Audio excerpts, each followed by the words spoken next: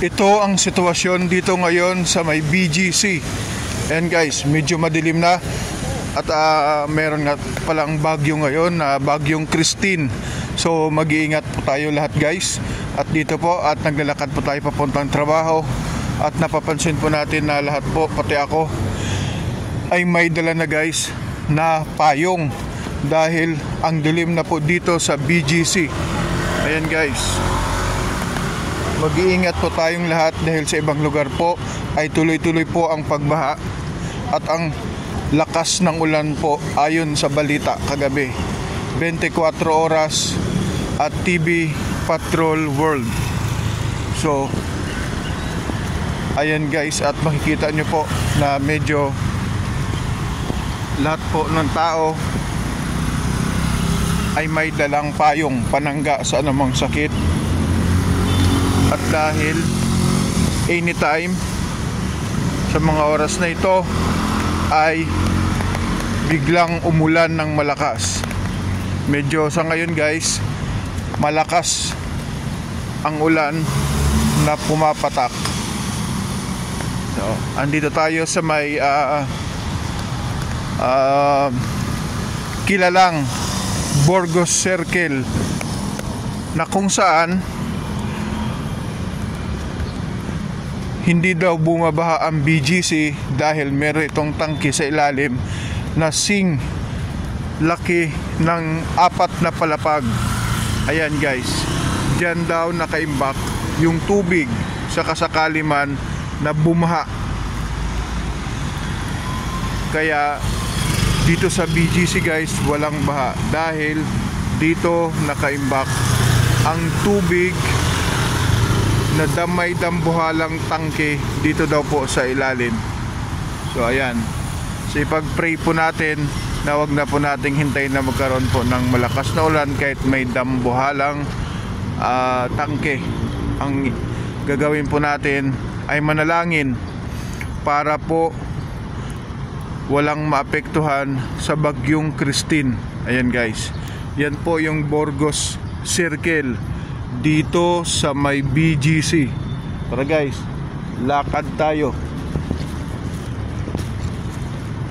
At payapa po yung mga tao ngayon. Walang masyadong tao dito sa parke na ito dahil nga po sa pagulan at sa bagyong Christine na inanunsyo kahapon or kagabi. Yan, si bagyong Christine. Ayan, si ate nagpapayong dahil nga po yung patak-patak ng ulan ay malakas-lakas na rin. Ito guys ang sinasabing Burgos Circle. Yan, maraming mga kilalang mga personalidad dyan. Sila Cherry White ang palaging nagbablog dito sa may Burgos Circle na ito dyan. Kasi guys, may mga free parking po dyan, oh. Yan guys, kapag may mga nagbumotor sa gabi guys, yung mga big bike, marami po mga big bike dyan sa gabi. Yan. Sila Cherry White at iba mga sikat na mga vloggers. Sa kandahulog na yan guys, oh. Alam kung anong puno yan. Ayan, yung kandahulog na yan guys, sa lakas po ng ulan kagabi po siguro at hangin, kaya nagkandahulog. Yung palmera po yata to guys, oh. Yan, punta tayo dito. Yan ulit po yung Burgos Circle, kaya hindi binabaha ang BGC.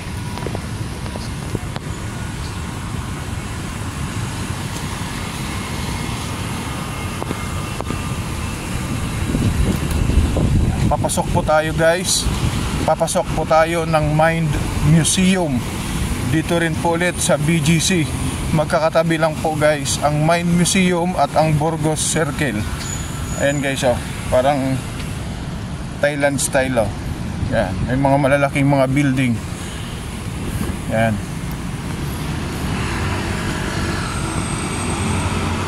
bagong bukas na restaurant din, Brick Corner Indian Asian Resto Bar.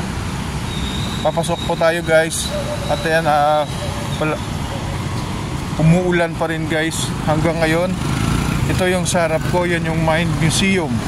The Mind Museum at Taguig. Thank you sir, at mabait si kuya yung nag-assist sa atin para makatawid dito. The Mind Museum Taguig. So mag-iingat lang kayo guys sa pagtawid nyo. Buti at merong nag-assist yan si kuya. Yan. Kahit na maulan na guys, may bagyo, may nag-walking na mga foreigners at nagja-jogging pa rin. Ayan guys, oh. Nagja-jogging pa rin. Enjoy siya sa pagja-jogging kahit na malakas pa rin ang ulan. So ayan guys, ito ang Mind Museum. Magkakatabi lang yan guys. Burgos Circle, kailang Burgos Circle, Mind Museum. Ito ang Mind Museum. Tapos ito naman ang Shangri-La, The Fort, Manila. So magkakatabi lang yan guys. Kaya maraming nagja-jogging dito at nag-walking dahil peaceful dito. At ang mga establishment ay magkakadikit-dikit lang. Shangri-La, The Fort, Manila, Mind Museum at yung sikat na Burgos Circle, magkakatabi lang po yan guys. Pati yung 1 Bonifacio High Street, magkakatabi lang yan guys. Yun. At yung bagong bukas na sports store na Atmos, open na rin guys. Yun. Katabi po ng 1 Bonifacio High Street. Yan. Kung may idea kayo guys kung anong puno nito, yung galing tayo doon sa may Burgos Circle, pare-paras lang guys ng puno. Yan. Yan yung puno na yan. Kung alam nyo guys, comment down below kung ano ang tawag sa puno na ito. So yan guys, yan po yung update sa bagyong Christine kasalukuyan ngayong October 23, 2024 dito sa may BGC sa area ko. So,